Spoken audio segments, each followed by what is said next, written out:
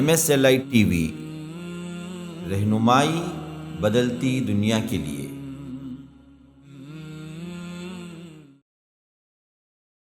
قوم کو دعوت دیتے رہے کہ دیکھو اللہ ایک کی عبادت کر لو، آ جاؤ اللہ ایک کی عبادت کی طرف۔ رسول کا کہاں مانو، ان اعبدوا اللہ واتقوہ واطیعون۔ دیکھو اگر تم اس بات کو مان لو گے تو اللہ تمہاری مغفرت کر دے گا، تمہارے گناہوں کو معاف کر دے گا۔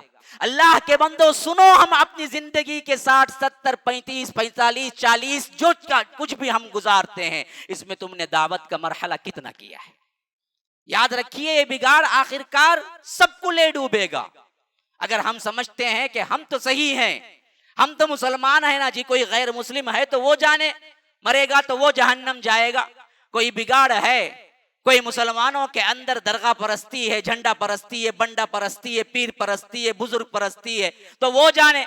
ہم تو ایک لا الہ الا اللہ پر قائم ہیں، ہم تو مریں گے تو ہمیں جنت ملے گی۔ بس ہمارے اندر اپنی نفسا نفسی کا معاملہ ہو تو یاد رکھو یہ معاملہ آپ کو بھی لے ڈوبے گا۔ دعوت کا فریضہ کرنا ہی کرنا ہے، مسلموں کے اندر بھی غیر مسلموں کے اندر بھی۔ اصلاح کا طریقہ کار آپ کو اپنے ایمان کو مضبوط کرنے والا ہے۔ اگر آپ بولنا شروع کر دینا تو یاد رکھیے پھر آپ کے اندر کی برائیاں بھی مٹتی جائیں گی۔ آپ 10 لوگوں کو رکائیں گے تو آپ خود سوچیں گے کہ میں برائی کیسے کروں جی، میں خود بول رہا ہوں کہ رکو۔ جب تک آپ نہیں بولیں گے تو یاد رکھیے پھر تو آپ کو کوئی روکنے والا نہیں ہوگا۔ معاشرے کے اندر اسی واسطے امر بالمعروف نہی عن المنکر کے کام کو اللہ کے رسول صلی اللہ علیہ وسلم نے ہر ایک کے اوپر فرض کیا۔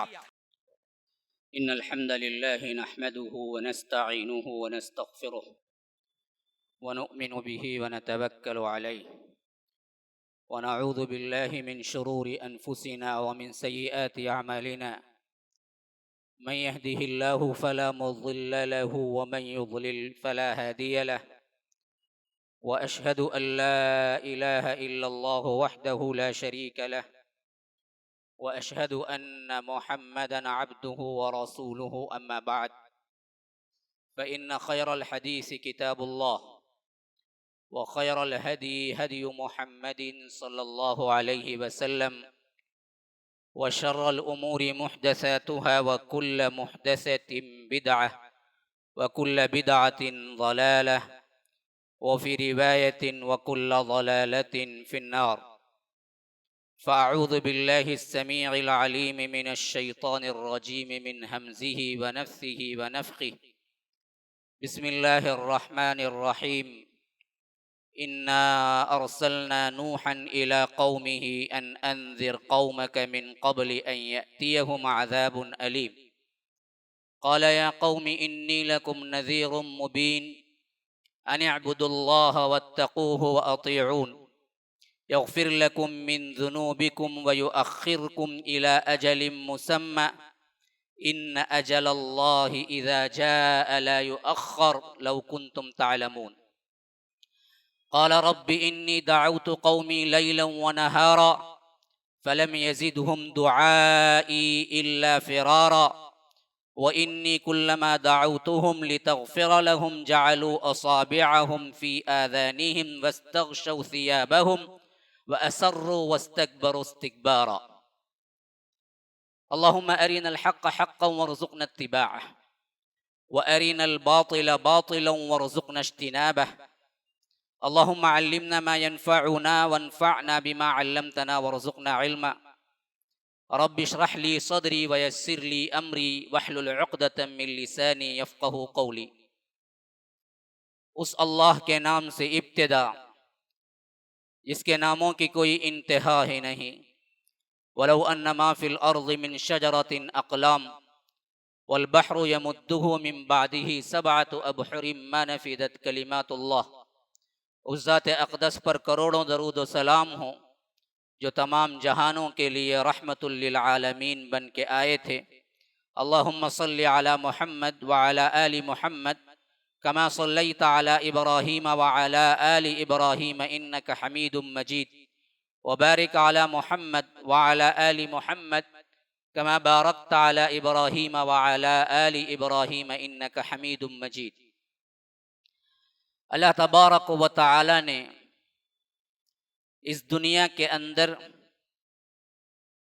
حضرت آدم علیہ السلام کو جنت سے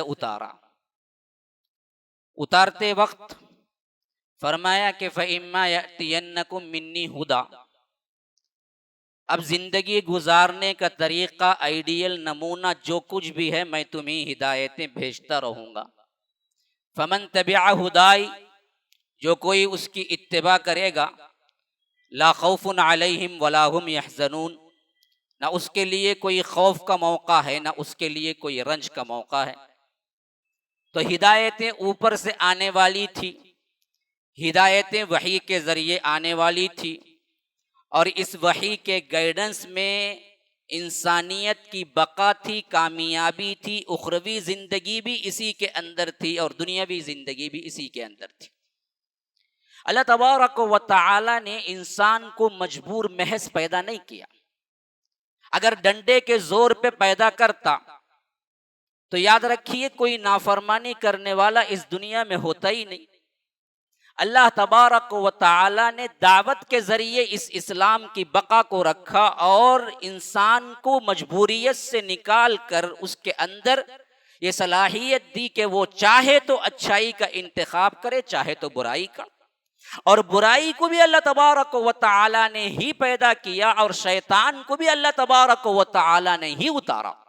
جیسا کہ آپ سب کو معلوم ہے مشہور واقعہ حضرت آدم علیہ السلام کا، جب جنت میں اس نے ورغلایا اور وہ چیز کر بیٹھے جس سے اللہ تبارک و تعالی نے منع کیا تھا حضرت آدم کو، تو اللہ تبارک و تعالی نے توبے کو قبول کرنے کے بعد فرمایا کہ قُلْنَا اهْبِطُوا مِنْهَا جَمِيعًا، اب تم سب کے سب نیچے اتر جاؤ۔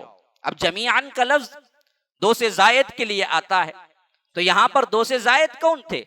وہی تو تھے، آدم، حوا اور شیطان، تینوں کو ایک ساتھ ہی اتارا، اور ادھر فرمایا کہ میں تمہارے لیے ہدایتیں بھیجتا رہوں گا، جو کوئی ان ہدایتوں کی پیروی کرے گا اس کے لیے نہ رنج ہے نہ خوف ہے۔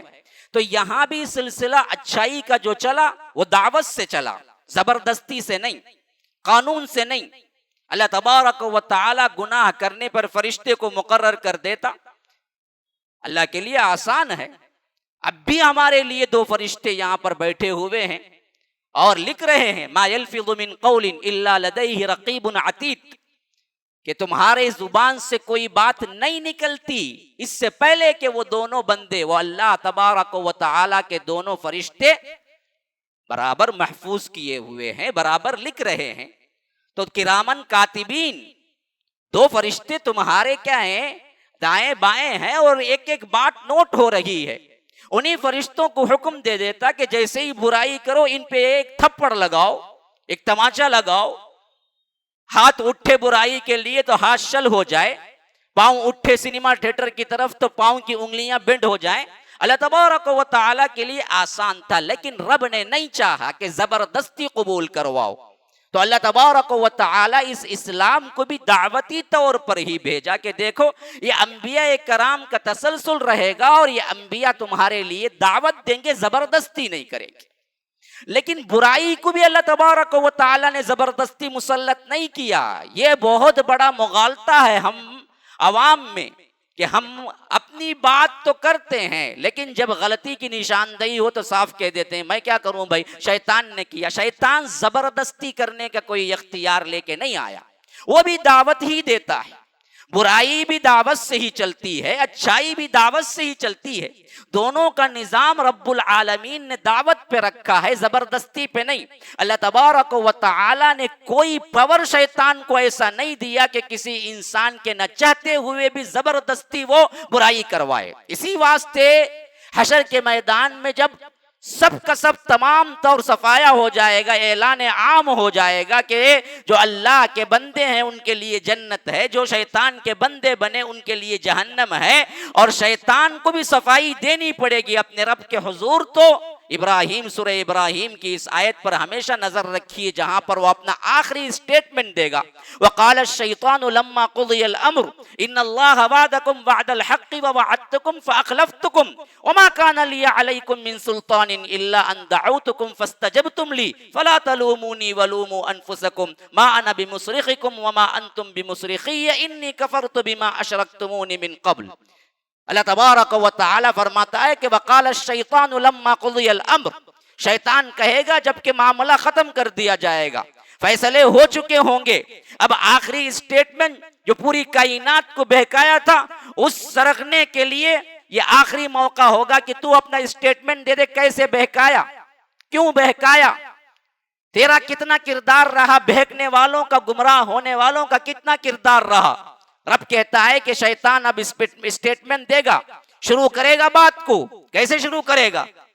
رب کہتا ہے یہ ہو کر رہنے والا ہے حشر کے میدان میں. لما قضی الامر، تو شیطان کہے گا ان اللہ وعدکم وعد الحق، دیکھو اللہ نے تم سے ایک وعدہ کیا تھا اور اس کا وعدہ برحق تھا. کون کہہ رہا ہے؟ شیطان کہہ رہا ہے. آج ہمارے لیے ہمارے ذہنوں کے اندر رب کے وعدے کی سچائی کا یقین نہیں ہے. اللہ کہتا ہے کہ میری اطاعت میں آ جاؤ، اللہ کہتا ہے کہ میرا کہاں مانو، میں تمہارے لیے جنت رکھا ہوں، یہاں حرام کاری سے رکو، یہاں خواہشات نفس سے رکو، تو ہم ماننے والے نہیں ہیں. لیکن اس وقت شیطان خود گواہی دے گا کہ اللہ نے تم سے ایک وعدہ کیا تھا کہ میری اطاعت کو قبول کر لو، اللہ تمہارے لیے وہ جنت رکھا ہے جہاں تمہاری اپنی مرضی چلے گی. یہاں اپنی مرضی چلانے والوں سنو، یہاں جو مرضی چلاتا ہے وہاں وہ مرضی چلا نہیں سکے گا. وہاں کی زندگی میں اپنی مرضی چلانا چاہتے ہو تو یہاں اپنی مرضی رب کی اطاعت میں دے دو. تمہاری کوئی مرضی نہیں، تمہاری کوئی خواہش نہیں. ہاں، جیسا کہ اللہ کے رسول صلی اللہ علیہ وسلم نے فرمایا کہ لا یؤمن احدکم، وہ شخص مومن ہی نہیں ہو سکتا. ہاں، کب تک؟ تبعا لما جئت به، اس کی خواہشیں تک میں نے جو دین لایا ہے اس کے تابع نہ ہو جائیں. خواہش نفس بھی تمہیں کیا ہے؟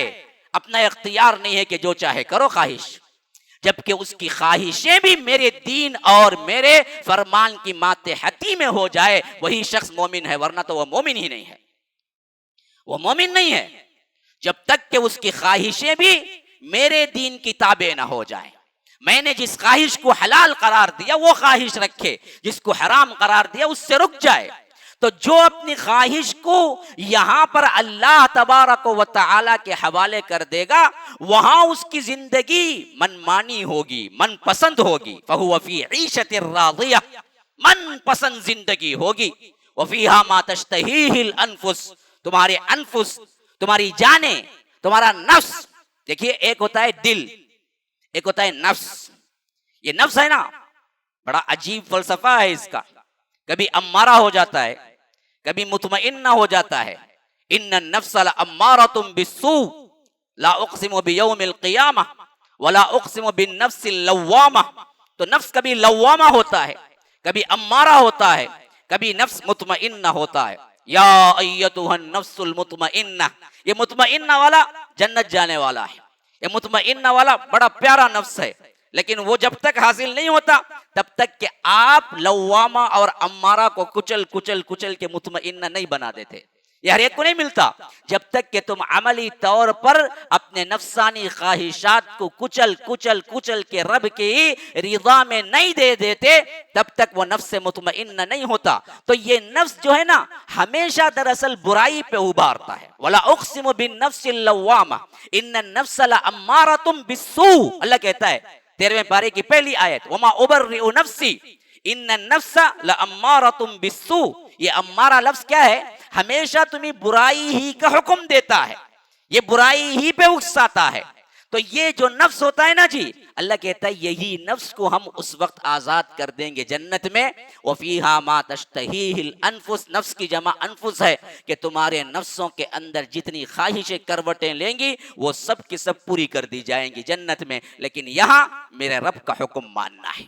یہاں تم اپنی منمانی نہیں کرو گے تو وہاں تمہاری اپنی منمانی ہے، یہاں تمہاری منمانی ہے تو یاد رکھو پھر وہاں کی وہ زندگی تمہارے لیے بہت بڑا نار جہنم کا اور بہت بڑا اللہ تبارک و تعالی کے عذاب کا مستحق ہے۔ تو غرض کے بتا رہا ہوں کہ دونوں طریقے، برائی ہو یا اچھائی ہو، دعوت سے چلی ہیں اور شیطان کو کوئی پاور نہیں ملا سوائے دعوت کے، اسی واسطے اس نے کہا کہ ان اللہ وعدکم وعد الحق ووعدتکم فاخلفتکم، رب نے وعدہ کیا تم سے کہ تم اچھائی کرو گے تو جنت ملے گی، اور تمہارے رب کا وعدہ بالکل برحق ہے کہ آج اچھے لوگوں کو جنت مل رہی ہے۔ ووعدتکم، اور میں نے بھی تم سے کیا ہے بے حیائی کا، میں نے بھی تم سے برائی کا تم سے وعدہ کیا تھا اور بتایا تھا کہ اللہ کچھ نہیں، کون پکڑے گا جی، کون دیکھے گا جی، ارے کون پلٹ کے آیا ہے جی، آخرت کو کیوں ماننا ہے جی، میں نے بھی تم سے وعدے وعیدے کی، وعدتکم فاخلفتکم، اور میں نے خلاف ورزی کی،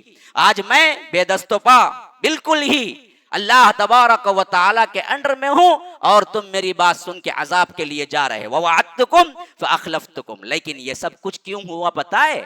میں زبردستی نہیں کیا، یہ اسٹیٹمنٹ ہے اس کا، یہ اسٹیٹمنٹ ہے مسلمانوں سنو، وما کان لی علیکم من سلطان، دیکھو کوئی دلیل کوئی طاقت میرے لیے الگ سے نہیں تھی کہ میں تم پر برائی پہ لیے راہ ہموار کروں اور دباؤں تمہیں، زبردستی کروں، میرا کوئی سلطان نہیں تھا، کوئی پاور نہیں تھا میرے پاس، سلطان کا مطلب ہے پاور، اسی سے کیا ہے ہم بادشاہ کو بھی سلطان بولتے ہیں، پاور رکھنے والا، تو فرمایا کہ وما کان لی علیکم من سلطان، کوئی پاور نہیں تھا، الا ان دعوتکم، سوائے اس کے کہ میں دعوت دیتا تھا تمہیں، میرا بھی کام دعوت پر ہی منحصر تھا، فاستجبتم لی، یہ تمہارا اپنا کردار تھا کہ تم نے قبول کیا، دوڑ کے آئے، بھاگ کے آئے، قبول کر لیے، فلا تلومونی ولوموا انفسکم، تو آج کے دن مجھے ملامت نہ کرو، اپنے آپ کو ملامت کر لو، تم خود چاہتے تھے برائی کرو، ہاں یہاں پوسٹر لگا ہوا تھا نا جی، پکچر کیا ہے، نئی شو اتنے وقت ہے، اور دوسرے طرف بھلائی کا بھی لگا ہوا تھا، پروگرام ہے یہ بھی لگا ہوا تھا، مرکز السلام میں پروگرام ہے کا پوسٹر بھی دیکھے اور نئی شو کا بھی دیکھے، یہ تمہاری اپنی مرضی تھی کہ تم نئی شو کو گئے، اچھائی کی بھی دعوت تھی، برائی کی بھی دعوت تھی، یہ تمہارے اندر کا مسئلہ تھا کہ تمہارا نفس برائی پہ ابھار رہا تھا، تم بھاگے برائی کی طرف، تو میری غلطی نہیں ہے، میں نے تو صرف دعوت دی، زبردستی نہیں کی، فلا تلومونی ولوموا انفسکم، تو آج ملامت خود اپنے آپ کو کر لو، مجھے ملامت نہ کرو۔ تو میرے بھائیوں سمجھانے کا مقصود اصل میں یہ ہے کہ اچھائی کی دعوت ہو برائی کی دعوت ہو، دونوں اللہ تبارک و تعالی نے دعوت سے پھیلایا، زبردستی سے نہیں، اور اسی لیے اللہ تبارک و تعالی نے انبیاء کرام کو بھیجا کہ جس طرح شیطان اپنے چیلوں کو تیار کر کے دنیا میں ورغلانے کے لیے بھیجتا رہا، اللہ تبارک و تعالی اس کے بالمقابل اپنے انبیاء کو بھیجتا رہا، اور جب بھی قوم میں بگاڑ آیا اللہ تبارک و تعالی نے کوئی زبردستی نہیں کی لیکن رسولوں کو بھیجتا رہا، اور کائنات کے اندر سب سے پہلا بگاڑ اور سب سے پہلا رسول یہ ہے حضرت نوح علیہ السلام۔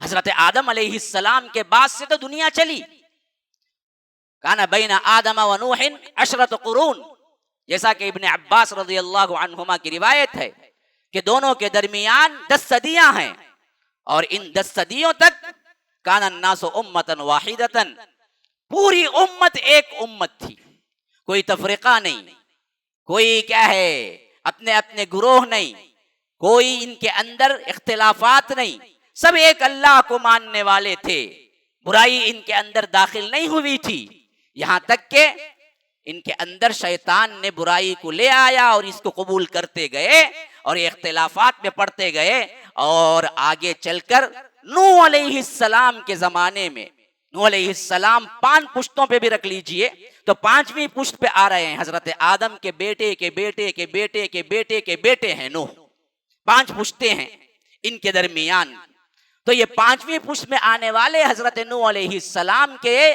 وقت تقریباً پوری قوم اللہ کو بھول چکی تھی، اور ان کے اندر سب سے بڑا گناہ شرک اور ساتھ میں دوسرے گناہ بھی آ چکے تھے، فحاشی اور یعنی بھی آ چکی تھی۔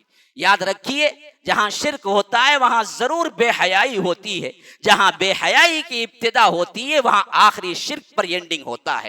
تو یہ دونوں چیزیں ان کے اندر بھی پائی جاتی تھی، تو اللہ تبارک و تعالی نے حضرت نوح کو بھیجا، جس کا کل واقعہ ایک ہی صورت میں اللہ تبارک و تعالی نے سورہ نوح کے نام سے رکھا ہے، جس کی ابتدائی آیات میں نے آپ کے سامنے پڑھ کے سنائے۔ 71 سورہ نمبر، اس کی پہلی، دوسری، تیسری، چوتھی آیات میں نے تلاوت کی ہیں، جس میں اللہ تبارک و تعالی کہتا ہے کہ ہم نے حضرت نوح علیہ السلام کو بھیجا ان کی قوم کی طرف۔ انا ارسلنا نوحا الی قومہ، انہوں نے کہا کہ انذر قومک من قبل ان یاتیہم عذاب علیم، کہ میں کھلا ہوا ڈرانے والا ہوں اس بات سے پہلے کہ اللہ تبارک و تعالی کا دردناک عذاب آنے والا ہے کہ تم پلٹ جاؤ، سدھرو۔ قال یا قوم انی لکم نذیر مبین، کہ میں تمہارے لیے کھلا ہوا ڈرانے والا ہوں اور میری اطاعت کو قبول کرو، ایک اللہ کی عبادت کرو۔ ان اعبدوا اللہ واتقوہ واطیعون، تو اللہ کیا کرے گا جی؟ یغفر لکم من ذنوبکم ویؤخرکم الی اجل مسمی، اللہ تمہارے گناہوں کو معاف کر دے گا اور تمہیں ایک مدت مقررہ تک اچھی زندگی دنیا میں دے گا۔ ان اجل اللہ اذا جاء لا یؤخر، اللہ تبارک و تعالی کا مقرر کیا ہوا وقت کبھی نہیں ٹالتا۔ لو کنتم تعلمون، کاش کہ تم جانتے۔ قال رب انی دعوت قومی لیلا ونہارا، انہوں نے کہا اللہ تبارک و تعالی سے کہ اے رب میں تو وہ ہوں، دعوت قومی لیلا ونہارا، اپنی قوم کو بلاتا رہا رات دن، نہ میں نے دن دیکھا نہ رات دیکھا، نہ موسم سرما دیکھا نہ گرما دیکھا، نہ خلوت دیکھی نہ جلوت دیکھی، نہ کیا ہے اجتماع دیکھا نہ تنہا دیکھا، ہر وقت میں نے دعوت میں لگا رہا۔ اسی واسطے حضرت نوح کہتے ہیں کہ انی دعوت قومی لیلاً و نہارا، اور یہ لیلاً و نہارا کی دعوت ایک دن، دو دن، ایک سال، 2 سال چلی نا، کتنے سال چلی؟ فرمایا لقد ارسلنا نوحا الی قومہ فلبث فیہم الف سنۃ الا 50 عاما، ہم نے نوح کو ان کی قوم کی طرف بھیجا، وہ دعوت کرتے رہے۔ دعوت کا مرحلہ صرف دعوت کا، زندگی کا مرحلہ نہیں، دعوت کا مرحلہ صرف 50 کم ہزار سال، 50 کم ہزار سال۔ فلبث فیہم الف سنۃ الا 50 عاما، 50 کم ہزار سال، 950 سال دعوت کرتے رہے۔ 100 سال نہیں، 200 نہیں، 300 نہیں، 400 نہیں، 500 نہیں، 600 نہیں، 700 نہیں، 800 نہیں، 900 نہیں، 950 سال صرف دعوت، اپنی قوم کے لیے دعوت، اور وہ بھی کیسی دعوت؟ دعوت قومی لیلاً و نہارا، رات دیکھا نہ دن دیکھا، بلاتے رہے بغیر تھکے، بغیر تھکے، بغیر غمگین ہوئے، بغیر مایوس ہوئے، قوم کو دعوت دیتے رہے کہ دیکھو اللہ ایک کی عبادت کر لو، آ جاؤ اللہ ایک کی عبادت کی طرف، رسول کا کہاں مانو، ان اعبدوا اللہ واتقوہ واطیعون۔ دیکھو اگر تم اس بات کو مان لو گے تو اللہ تمہاری مغفرت کر دے گا، تمہارے گناہوں کو معاف کر دے گا۔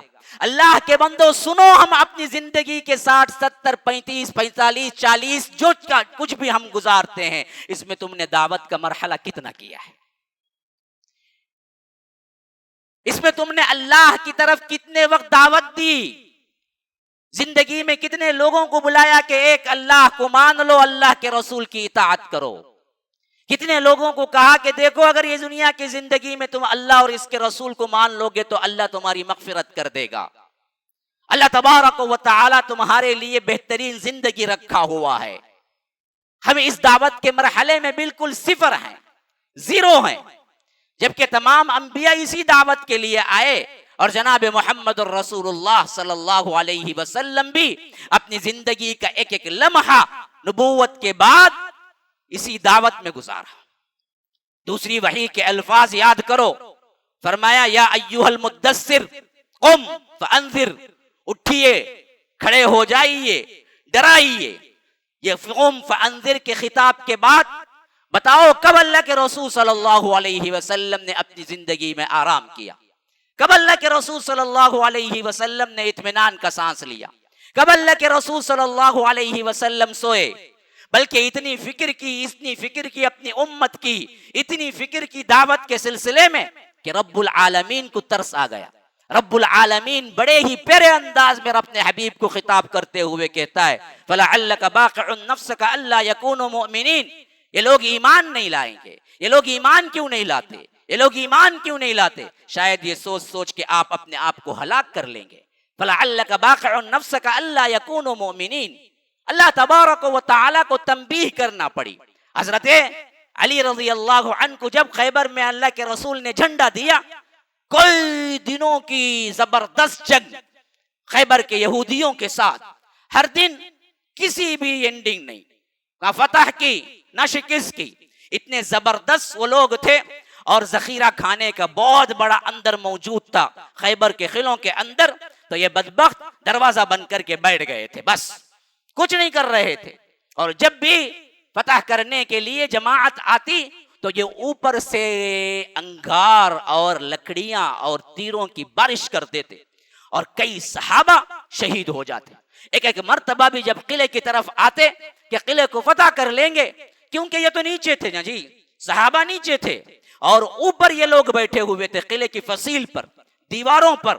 اور جب بھی اس قلعے کی طرف آتے ان لوگوں کو مارنا بڑی آسانی تھی. تو اوپر سے یہ جلتی ہوئی لکڑیاں کبھی انگار اور کبھی تیروں کی ایسی بارش کرتے کہ اصحاب رسول اللہ صلی اللہ علیہ وسلم کئی جب جاتے تو ان میں سے نصف کے نصف شہید ہو جاتے، آدھے کے آدھے شہید ہو جاتے، آدھے واپس پلٹ آتے. اور دن گزرتے رہے اور معاملہ ایسے ہی رہا کہ ٹل نہیں رہا تھا، نہ شکست نہ فتح. یہاں تک کہ اللہ کے رسول صلی اللہ علیہ وسلم نے فرمایا کل میں اس شخص کو جھنڈا دوں گا جو اللہ تبارک و تعالی اس سے راضی ہے اور وہ اللہ اور اس کے رسول سے راضی ہے، اور اس کے ہاتھوں اللہ تبارک و تعالی فتح بھی دے گا. اور دوسرے دن وہ رات بڑی کشمکش کی رات تھی. حضرت عمر کہتے ہیں کہ اللہ کی قسم مسلمانوں پر میں کچھ امارت یا امیر بننے کا کبھی میرے دل میں خواہش پیدا نہیں ہوئی سوائے اس رات کے، کیونکہ اللہ کے رسول نے فرمایا میں اس شخص کو جھنڈا دوں گا جو اللہ اور اس کے رسول سے راضی اور اللہ اس کا رسول اس سے راضی. تو یہ جو سرٹیفکیٹ تھی اس حیثیت سے میرے دل میں بھی خیال آ رہا تھا کل اللہ کے رسول مجھے جھنڈا دے. لیکن نماز فجر کے بعد اللہ کے رسول نے پوچھا کہ علی کہاں ہے؟ علی دکھتے نہیں ہے جماعت میں. کہا کہ اللہ کے رسول انہیں آشوب چشم آئی ہوئی ہے، انہیں کیا ہے درد ہے آنکھوں کا، اس واسطے وہ آئے نہیں. فرمایا کہ بلاؤ انہیں. جب وہ آئے تو اللہ کے رسول صلی اللہ علیہ وسلم نے پوچھا کہ علی کیا حال ہے رضی اللہ عنہ؟ کہا کہ آنکھوں کا شدید درد ہے اور پانی نکل رہا ہے اللہ کے رسول، اس واسطے میں جماعت میں شریک نہ ہو سکا.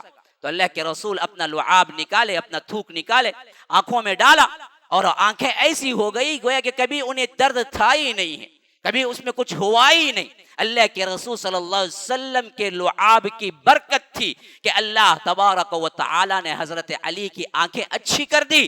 پھر اس کے بعد اللہ کے رسول صلی اللہ علیہ وسلم نے کہا کہ علی یہ جھنڈا تمہارے لیے ہے اور تم جاؤ گے اور آج تمہارے ساتھ جو لڑائی ہوگی اللہ اس میں فتح دے گا. اور اس کے بعد انہیں پگڑی باندھا، انہیں عمامہ باندھا اور اللہ کے رسول صلی اللہ علیہ وسلم نے بڑے پیار سے جھنڈا دے کے حضرت علی کو بھیجا. تو وہ تھوڑی دور نہیں گئے تھے کہ پکار کے بلایا کہ علی ادھر آؤ اور سنو، جنگ شروع کرنے سے پہلے دعوت دینا، جنگ شروع کرنے سے پہلے دعوت دینا، اسلام کی طرف بلانا، بڑے پیار سے بلانا. یاد رکھو علی اگر تمہارے ذریعے سے ایک بندہ بھی اسلام قبول کر لے تو یہ تمہارے لیے سبز اونٹوں سے زیادہ بہتر ہوگا. سبز اونٹ اس زمانے کے سب سے بہترین، یوں سمجھ لیجئے کہ سواری جیسے آج کے برانڈڈ کارز ہوتے ہیں اس طرح کیا ہے سخت سرخ اونٹ اس زمانے کے سب سے بہترین سواریاں ہوتی تھی. تو اتنے بندے مارے وہ لوگ اور اتنی مخالفت کی، لیکن اللہ کے رسول صلی اللہ علیہ وسلم نے انہیں یہ نہیں کہا کہ جا کے جنگ لڑو، بلکہ کہا کہ جا کے اسلام کی دعوت دینا. اگر اسلام کی دعوت قبول کر لی اور اس میں سے کوئی ایک بندہ بھی آ گیا تو علی یاد رکھو کہ یہ تمہارے لیے سرخ اونٹوں سے زیادہ تمہارے لیے بہتر ہے. تو اسلام کا منہج اور اسلام کا طریقہ دعوت پر مبنی ہے، اور اسی پہ اللہ کے رسول صلی اللہ علیہ وسلم نے صحابہ کو چھوڑا، اسی سے اسلام پھیلا. یہی سب سے پہلے انبیاء کے اندر حضرت نوح آنے والے تھے، تو ان کے لیے بھی اللہ تبارک و تعالی نے دعوت ہی کو رکھا اور کہا کہ نوح میرے بندے نے 950 سال مسلسل دعوت کی اور بلاتے رہے کہ انی دعوت قومی لیلا و نہارا فلم یزدہم دعائی الا فرارا. لیکن ہوا کیا کہ جب بھی میں ان کو بلایا تو ان کے اندر مزید اللہ کی نافرمانی ہی زیادہ ہوئی، لیکن یہ لوگ قبول نہیں کیے. لیکن قبول نہیں کیے تو حضرت نوح نے چھوڑا نہیں، مسلسل دعوت کرتے رہے، مسلسل پیغام دیتے رہے. آج ہم نے نہ پیغام دیا نہ سمجھے اسلام کو، اسی واسطے ہم کیا ہیں، ہر طرح کی گمراہیوں میں پھنس گئے.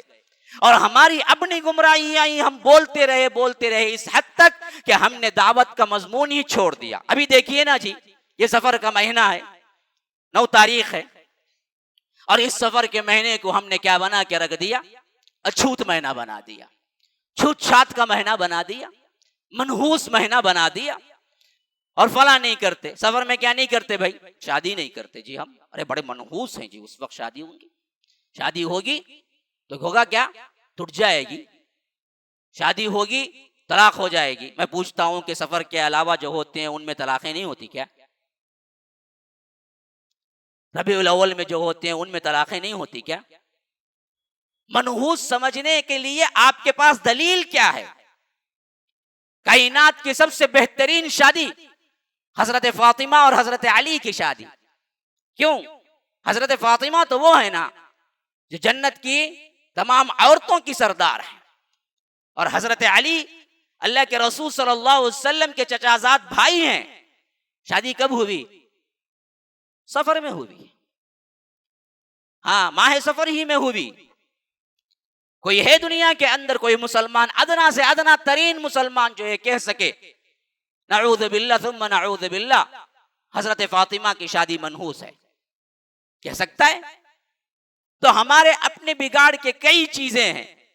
اسی ماہ کے اندر کیا ہے، 13 تیزی، پتہ نہیں کیا ہوتا ہے، وہ رات میں کیا کرنا ہے، پورا رکھنا ہے، دن میں کیا ہے، سمندر میں بہانا ہے، وہ فلاں ہے، یہ فلاں ہے. عجیب قسم کے بدعات ہم نے ایجاد کر لیے اور اس ماہ کو ہی اچھوت بنا کے رکھ دیا. اور ہم نے اس معاملے میں اتنے بدعتیں کی ہیں کہ ہمارا اپنا پورے طاقت کا زور کس پہ ہوتا ہے ماہ سفر میں. ہم کہتے ہیں کہ دیکھو جی یہ غلط، یہ غلط، یہ غلط، یہ مت کرو، یہ مت کرو، یہ مت کرو. اسی میں پورا سفر کا مہینہ نکل جاتا ہے. اصل میں معاملہ جب آئے گا نا جی دعوت کا تو وہ کب بولیں گے؟ برائیاں ہم نے خود پیدا کر لی ہیں، ہم نے خود بگاڑ اختیار کر لیا ہے. اس بگاڑ کو سدھارنے میں ہی بات چلتی ہے. ابھی آگے جا کر اسلام کو دوسروں تک پہنچانے کی بات پھر کب ہوگی؟ کیونکہ ہم خود صحیح طریقے سے اسلام پر عمل پیرا نہیں ہیں. ہم کو خود معلوم نہیں ہے کہ اسلام کیا ہے، اسلام کتنا پیارا مذہب ہے، اسلام تمہیں کیا دیا ہے، اسلام تمہارے لیے کون سا عقیدہ دیا ہے، کون سا پریکٹیکل نمونہ دیا ہے. ہم نے کہیں سمجھا ہی نہیں ہے، الٹا اس کے اندر ہم نے کیا ہے، نحوست کو جگہ دی. اور اس حیثیت سے ہم نے ایسے ایسے کام شروع کر دیے جس کا شریعت اور سنت رسول اللہ میں کوئی موقع نہیں ہے. تو آئے دن ہم ہر مہینے کے کچھ بدعات شمار کر کے رکھے ہوئے ہیں، اور علماء ان بدعات کو رد کرتے کرتے ہی مہینہ گزر جاتا ہے. تو پھر دعوتی مراحل کہاں سے بولیں گے، کہاں سے بولیں گے؟ وجہ کیا ہے؟ اصل کام ہم نے چھوڑ دیا تو ہمارے اندر خود بگاڑ آ گیا. یاد رکھیے یہ بگاڑ آخرکار سب کو لے ڈوبے گا. اگر ہم سمجھتے ہیں کہ ہم تو صحیح ہیں، ہم تو مسلمان ہیں نا جی، کوئی غیر مسلم ہے تو وہ جانے، مرے گا تو وہ جہنم جائے گا. کوئی بگاڑ ہے، کوئی مسلمانوں کے اندر درگاہ پرستی ہے، جھنڈا پرستی ہے، بنڈا پرستی ہے، پیر پرستی ہے، بزرگ پرستی ہے، تو وہ جانے. ہم تو ایک لا الہ الا اللہ پر قائم ہیں. ہم تو مریں گے تو ہمیں جنت ملے گی. بس ہمارے اندر اپنی نفسا نفسی کا معاملہ ہو تو یاد رکھو یہ معاملہ آپ کو بھی لے ڈوبے گا. کیسے؟ اللہ کے رسول صلی اللہ علیہ وسلم فرماتے ہیں ایک کشتی کا سفر تھا، مثالاً ایک کشتی کا سفر تھا، 2 درجے تھے، اوپر میں درجے میں پانی کا انتظام تھا، نیچے کے درجے والے جب بھی پانی چاہیے ہوتا تھا تو وہ اوپر کے درجے میں جاتے تھے، وہاں سے پانی لیتے تھے، نیچے پہنچاتے تھے، یہاں تک کہ جو نیچے والے تھے انہوں نے سوچا کہ یہ تو عجیب بات ہے، ہمیشہ پریشانی اٹھانا پڑتا ہے، جب بھی ہم کو پانی کی ضرورت ہوتی ہے ہم ان کے اوپر سیڑھیاں چڑھ کے جائیں، پھر وہاں سے پانی لیں، پھر نیچے پہنچے، یہ اتنی تکلیف کیوں؟ ہم ایسا کیوں نہیں کر لیتے کہ ہمارے ہی نیچے پانی ہے سمندر کا، ہم ایسا کرتے ہیں کہ اپنی ہی کشتی میں ایک سوراخ کر لیتے ہیں اور جب ضرورت پڑے پانی ہم نیچے سے نکال لیتے ہیں۔ اب انہوں نے تہیہ کر لیا اور سوراخ کرنے کے لیے تیار ہو گئے، تو اللہ کے رسول صلی اللہ علیہ وسلم کہتے ہیں کہ اگر اوپر کے درجے والے یہ سمجھ کے بیٹھے ہوئے ہیں تو ہم تو سیف ہیں، ہماری بلا کیا، نیچے والے سوراخ کر رہے ہیں تو وہ ڈوبیں گے اور ہمارا مسئلہ کیا ہے، ہم تو اوپر ہیں، اگر ان کو اس سوراخ کرنے سے وہ نہیں روکیں گے، یہ سمجھ کے بیٹھے رہیں گے کہ ہم تو اوپر سیف ہیں، تو بہت جلد جیسے ہی سوراخ کریں گے پانی کشتی کے اندر آئے گا، حتیٰ کہ نیچے اوپر سب کے سب ڈوب کے مریں گے۔ یہی حالت دعوت کی ہے، یہی حالت دعوت کی ہے۔ ہم آج یہ سمجھ بیٹھے ہیں کہ ہم اچھے ہیں، آج ہم سمجھ بیٹھے ہیں کہ ہم تو توحید پہ ہیں، ہم تو مسلمان ہیں، جو برائی کر رہا ہے وہ کر رہا ہے، مرے وہ نہ، ساتھ میں تم بھی ڈوبو گے۔ جیسے وہ کشتی والوں کو سوراخ کرنے سے نہیں روکنے سے پوری کشتی ڈوب جائے گی، بعینی ہی اسی طرح آپ کے پڑوس میں رہنے والا بندہ شرک کر رہا ہے، آپ کے پڑوس میں رہنے والا بندہ برائی کر رہا ہے اور آپ سمجھیں کہ میں سیف ہوں، تو آپ سیف نہیں ہیں، وہ برائی کی چنگاریاں آپ تک بھی پہنچیں گی اور تمہیں سب نیست و نابود کر کے چھوڑے گی۔ دعوت کا فریضہ کرنا ہی کرنا ہے، مسلموں کے اندر بھی غیر مسلموں کے اندر بھی۔ اصلاح کا طریقہ کار آپ کو اپنے ایمان کو مضبوط کرنے والا ہے۔ اگر آپ بولنا شروع کر دینا تو یاد رکھیے پھر آپ کے اندر کی برائیاں بھی مٹتی جائیں گی۔ آپ 10 لوگوں کو رکائیں گے تو آپ خود سوچیں گے کہ میں برائی کیسے کروں، جی میں خود بول رہا ہوں کہ رکو، جب تک آپ نہیں بولیں گے تو یاد رکھیے پھر تو آپ کو کوئی روکنے والا نہیں ہوگا۔ معاشرے کے اندر اسی واسطے امر بالمعروف نہی عن المنکر کے کام کو اللہ کے رسول صلی اللہ علیہ وسلم نے ہر ایک کے اوپر فرض کیا، اور معاشرہ اللہ کے رسول صلی اللہ علیہ وسلم کے زمانے کا ایک دوسرے کو ابھارنا اور ایک دوسرے کو برائی سے روکنے پر مشتمل تھا، حتیٰ کہ بڑے بڑے لوگوں کو برائی اور اچھائی کو سمجھانے سے کبھی نہیں ہٹتے تھے، حتیٰ کہ عام معمول کا جملہ ہی اصحاب رسول اللہ کے اندر یہی تھا کہ دیکھو اللہ سے ڈرو۔ آج ہم کسی کو کہتے ہیں، اگر کوئی چھوٹا بڑے کو کہے تو غصہ آ جائے گا،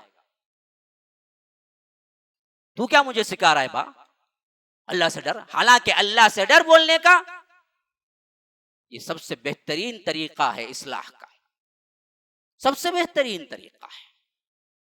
اور صحابی بڑے بڑے صحابہ کو بولتے تھے، حضرت ابو عبیدہ اللہ کے رسول صلی اللہ علیہ وسلم کے بڑے چہیتے صحابی تھے، لیکن اس سے بڑے حضرت عمر ہیں، لیکن نصیحت کے اعتبار سے ایک مرتبہ ابو عبیدہ شام سے خط لکھتے ہیں حضرت عمر کو اور کہتے ہیں، عمر میں تمہیں وصیت کرتا ہوں، میں تمہیں اللہ تبارک و تعالی کے ڈرنے کے لیے وصیت کرتا ہوں کہ اللہ سے ڈرو اور صحیح حکومت کرو۔ عبیدہ کہاں، حضرت عمر کہاں، لیکن نصیحت کرنے سے کبھی نہیں بھولتے۔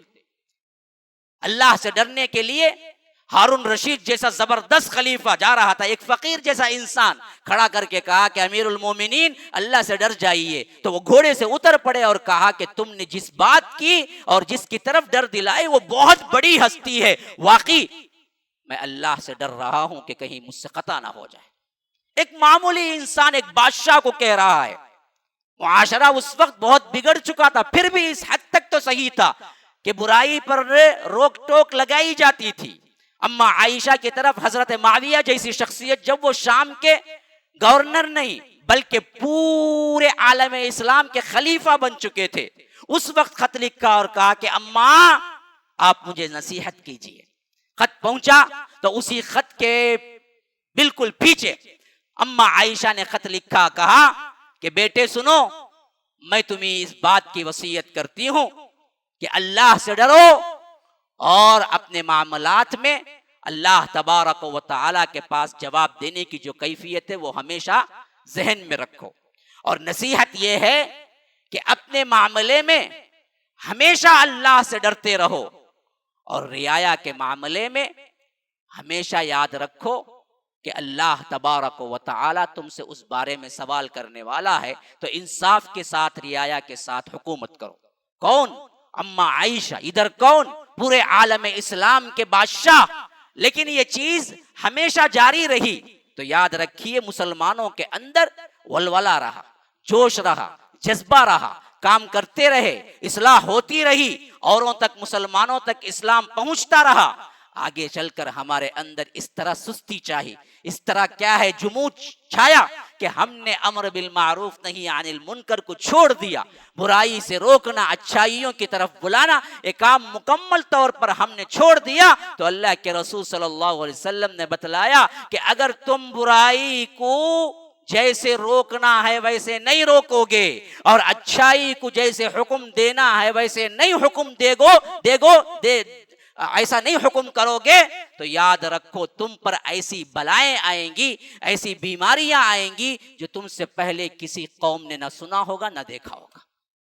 آج وہی سب کچھ بھی آ رہا ہے، ایسی بیماریاں، ایسے نام آج سے 2-3 سال پہلے نہ کوئی سنا ہوگا نہ دیکھا ہوگا۔ یہ حالت ہمارے اندر کیوں آ چکی ہے؟